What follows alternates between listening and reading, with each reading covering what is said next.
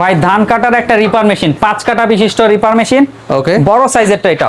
আচ্ছা, সবাই ছোট সাইজের একটু আনে বা কম কাজের জন্য, আমরা আনছি ইন্ডাস্ট্রিয়াল ভাবে, যাদের বড় বড় ধানের জমি আছে 8-10 বিঘা, 15 বিঘা, 50 বিঘা, 1 ঘন্টায় যাতে 5 বিঘা জমি ধান কাটতে পারে। 1 ঘন্টায় 5 বিঘা, 1 ঘন্টায় 100% 5 বিঘা জমি ধান কাটতে পারে এই একটা মেশিন দিয়ে।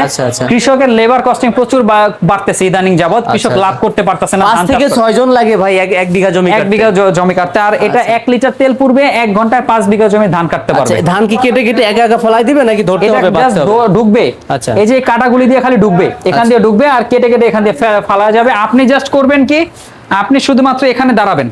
আচ্ছা, এটা দাঁড়াবেন, এই যে একটা গিয়ার ফালাইলেন, মেশিন এখন হাঁটবে একা একা। এটা একটা গিয়ার ফালাইলেন, এটা হলো কাঁচি চলতে থাকবে, ধান কাটা শুরু। এটা হাঁটবে কাটবে, আর ওটা শুধু হাঁটবে। আর এটা হলো এই যে একটা গিয়ার, এটা হলো ফুল গিয়ার।